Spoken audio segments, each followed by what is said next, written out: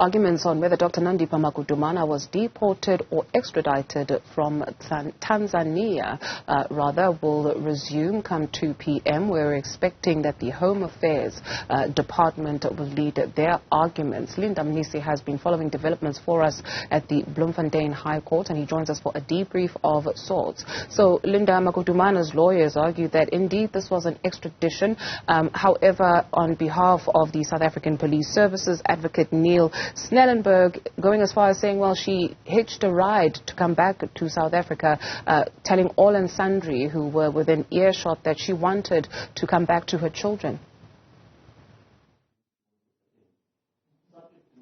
Well, indeed, they've disputed that, this was an extradition, saying that,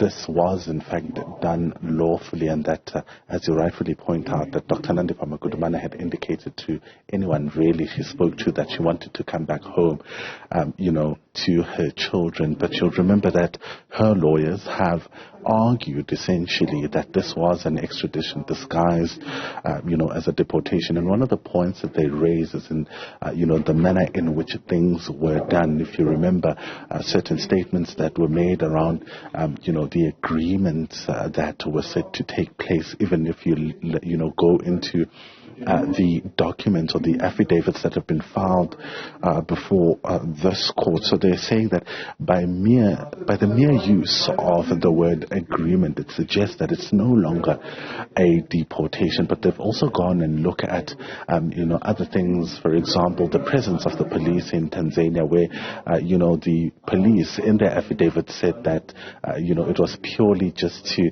identify Dr Nandipha Magudumana or verify their identities with Thabo Bester. But, her lawyer arguing that that can't be true, because you'll remember that the fingerprints were sent to South Africa for verification, and that essentially did not need,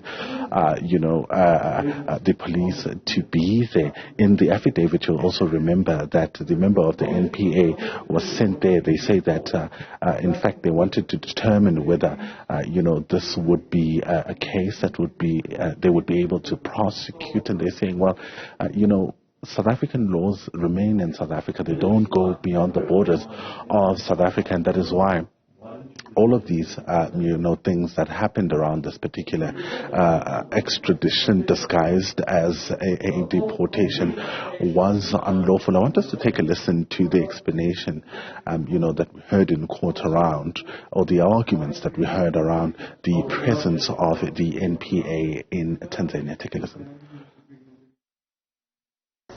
Ms. Naya Teresa Moran, her affidavit is found 207, and on page 210, paragraph 13, she says the following: the agreement in deportations, there's no agreement between states. Just read to you from the constitutional form. Agreement is extradition. And then she goes further. The agreement between the Tanzanian authorities and the High Commission, and the court will recall it well, she is the third secretary, I think it is, in the employment, yes, third secretary, and the High Commission to deport the applicant back to South Africa was reached at the premises of the High Commission. So on the High Commission's premises in Tanzania, there was an agreement reached to deport the applicant. And then she says, I'm advised that once that happened, once the agreement was reached, the applicant, as a matter of international law, was regarded to have been in the custody of the High Commission on South African soil.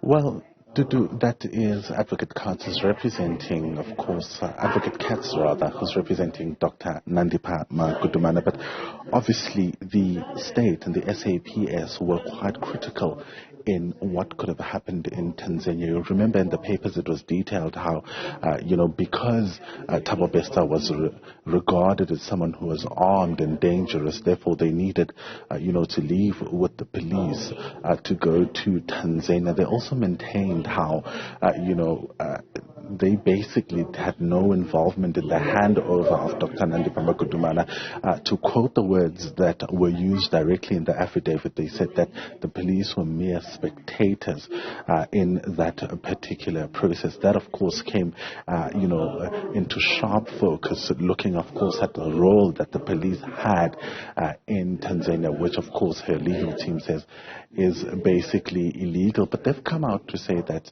to defend essentially their role in Tanzania, saying that, of course, the police had to go there because there was a convicted rapist and murderer who had escaped prison, so they needed the police to go there. Also saying that in looking at the various positions or the way in which the police as well as the NPA acted, there was nothing unlawful about the manner in which they conducted themselves. Let's take a listen. She and one Mr. Tabo Bester were arrested by Tanzanian police officials in Tanzania because they were very illegal. They entered that country illegally. What the first and third respondent explains to the court, and there's no mention of two or three versions, it's one version. When we read the papers in context, it's one version. That they received news that Mr. Bester was apprehended there, together with two other people, the applicant being one, and the other gentleman being from Mozambique. Mr. Bester is a convicted serial rapist and murderer who escaped from a prison in South Africa. So the police had an urgent meeting, they had a delegation, and they went to Tanzania. There's nothing untoward in that. Nothing. And nothing in the papers suggests that that's untoward. So did you remember that in this particular application there are about 6 respondents, and respondent 4 and 5 being the magistrate who's presiding over the Thabo Bester prison escape at the Bloemfontein Magistrates Court, as well as the head of the Kroonstad prison where Dr. Nandipha Magudumana is detained, are not opposing this application, which therefore in a way curtails the proceedings. But also what they've indicated to the court is that they will abide by any decision that is taken by this court around this particular matter. So if the court rules that her arrest was unlawful and therefore she needs to be released, they will abide. If, of course, it denies giving her the relief that she seeks, then they will still abide by any decision taken by this court. So after the lunch break then we'll be hearing from the lawyer representing Home Affairs. It'll be quite interesting hearing what his arguments around the issue that the state has made, looking at this extradition disguised as a deportation. In fact, the applicants, not the state, the applicants has made, saying that this deportation was an extradition disguised as a deportation, of course. So we'll be hearing from the lawyers after this lunch break. Okay, Linda, Mnisi, thank you very much.